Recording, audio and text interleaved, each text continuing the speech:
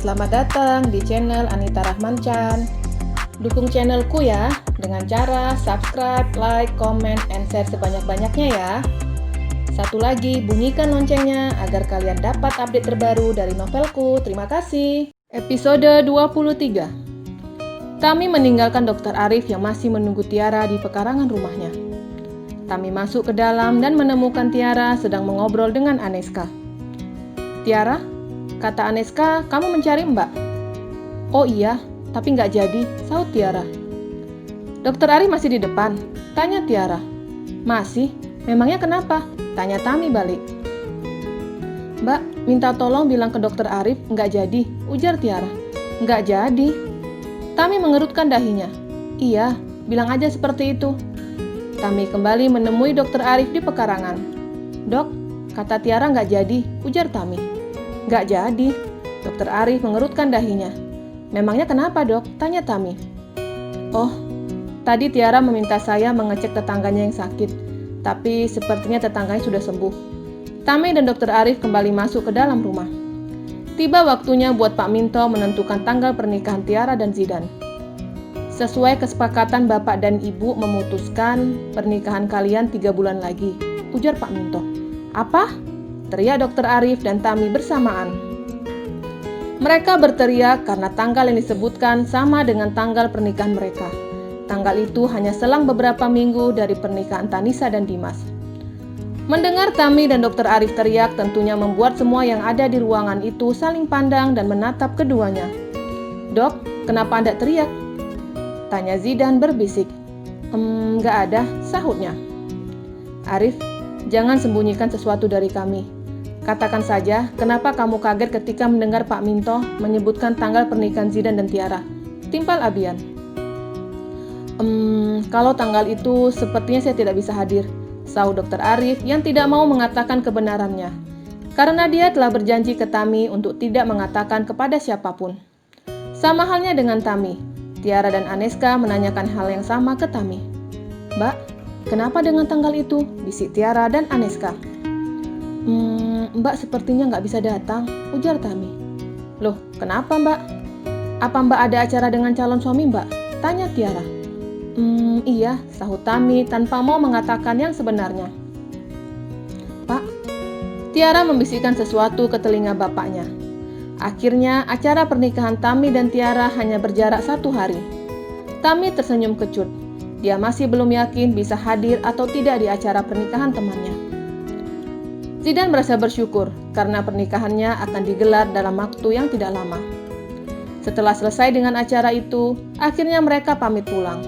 Tiara ikut pamit kepada orang tuanya, karena besok dia harus kembali bekerja. Sama halnya dengan Tami ikut kembali ke kota. Berada dalam satu mobil ke kota, yang menyetir mobil masih Dokter Arif, dan di sebelahnya masih tetap Zidan. Sebenarnya Zidan ingin berada di samping calon istrinya, tapi Tiara melarangnya dengan alasan kalau Mbak Tami telah mempunyai calon dan itu bukan Dokter Arif. Suasana perjalanan pulang cukup hening. Mereka kembali ke kota pada waktu malam hari.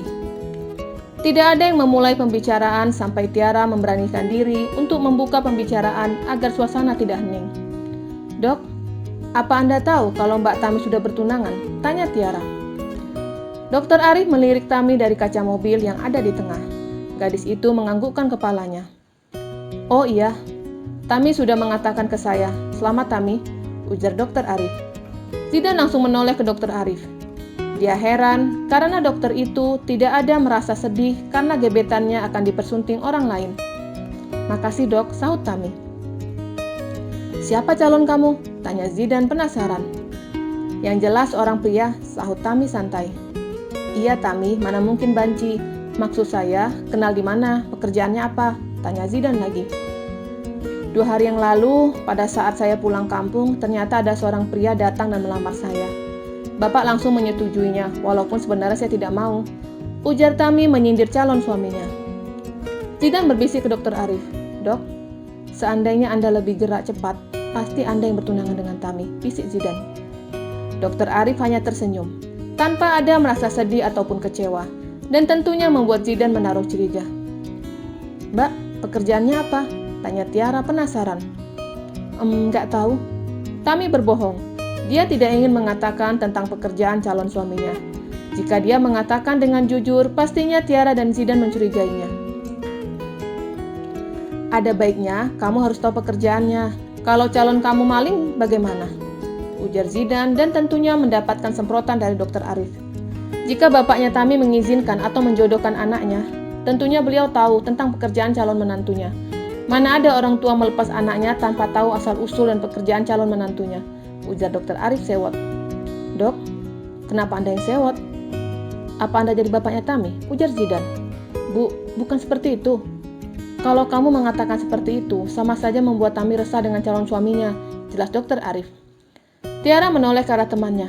Mbak resah? Tanya Tiara. Enggak. Mbak malah tidak terlalu memikirkan hal itu, sahut Tami santai. Ah, syukurlah kalau begitu. Tiara menoleh ke Dr. Arif. Dok, maaf ya. Dokter tidak cemburu dengan calon suami Mbak Tami? Tanya Tiara. Enggak, kenapa harus cemburu? Mungkin itu memang jodohnya, sahut Dr. Arif. Tiara menganggukkan kepalanya. Mbak, ternyata Dr. Arif alias Jack tidak menyukai Mbak. Mungkin beliau hanya ingin mempermainkan perasaan Mbak, bisik Tiara. Tami hanya tersenyum. Syukur Mbak belum menyukainya. Kalau Mbak udah cinta dengannya dan ternyata dia mempermainkan Mbak, pasti sakit rasanya. Mbak beruntung, ujar Tiara masih berbisik. Makasih Tiara, sahut Tami. Mereka telah tiba di kota. Dr. Arif memberhentikan mobilnya tepat di mes. Kedua perawat itu turun dari mobil, tapi ketika Tami hendak pergi, Dr. Arif berdehem. Tentunya membuat semuanya bingung. Hanya Tami yang mengerti arti itu. Gadis itu menganggukkan kepalanya, memberi jawaban jika dia akan mengabari calon suaminya ketika hendak tidur dan bangun tidur. Setelah para perawat masuk ke dalam mes, Dr. Arif melajukan mobil menuju rumahnya. Dalam waktu 30 menit, mobil telah sampai di rumahnya. Tinggal Zidan yang harus kembali ke istana seorang diri.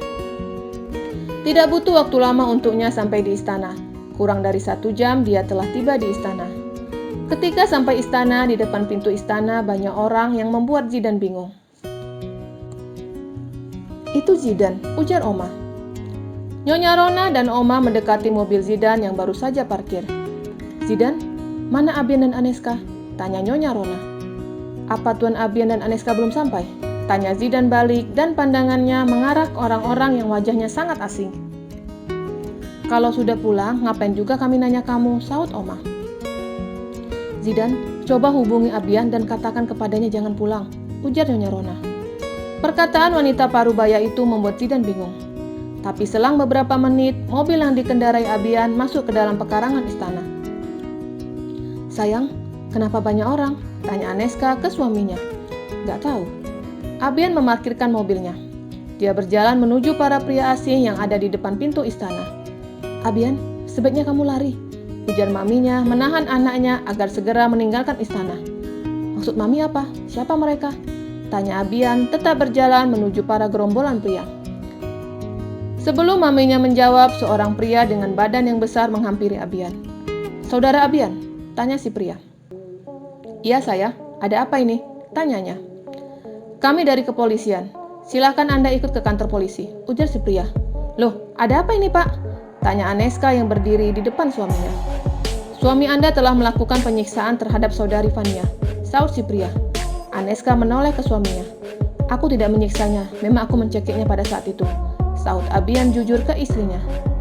Silakan beri kesaksian di kantor polisi. Si pria memerintahkan anak buahnya untuk membawa Abian. Saya bisa jalan sendiri, ujar Abian menolak. Tidak, teriak Nyonya Rona. Bapak salah, suami saya tidak melakukan perbuatan apapun, ujar Aneska membela suaminya. Kesaksian Anda dibutuhkan di persidangan, ujar polisi. Tidak Pak. Aneska terus menangis, dia memeluk tubuh suaminya. Dia tidak ingin suaminya masuk ke dalam mobil tahanan. Jika ibu berbuat demikian, ibu akan kami kenakan pasal berlapis, ujar si polisi tegas. Aku akan baik-baik saja, hubungi Pak Dudung, ujar Abian. Aneska tetap kekeh memeluk suaminya. Dia tidak ingin suaminya dibawa ke kantor polisi. Sampai akhirnya polisi melepaskan dengan paksa tangan Aneska dari badan Abian. Ketika Abian masuk ke dalam mobil tahanan, semua keluarganya berteriak histeris. Terutama Aneska. Dia yang paling kencang berteriak dan mengejar mobil tahanan dari belakang. Zidan dan Oma segera menyusul Aneska. Aneska terduduk di aspal dengan linangan air mata. Oma dan Zidan membantu Aneska untuk berdiri dan membawanya kembali ke istana. Sesampai istana, Zidan langsung menghubungi Pak Dudu.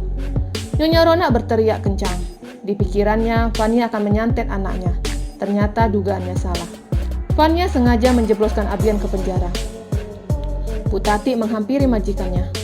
Nyonya, ponsel Anda berdering. Bu Tati menyerahkan ponsel majikannya. Melihat ada nama Fania di ponselnya, membuat Nyonya Rona marah. Kurang ajar kamu, teriaknya. Hahaha, bagaimana tante kiriman santetku? Ujar Fania tertawa. Saya tidak akan tinggal diam. Saya akan mengerahkan 100 pengacara untuk mengeluarkan Abian. Silahkan tante, tapi bukti kuat ada padaku. Mau 1000 pengacara tidak akan membuat Abian keluar, saut Fania senang. Kamu? Seru Nyonya Rona marah. Tante, mau tahu alasan aku kenapa tidak menyantet Abian?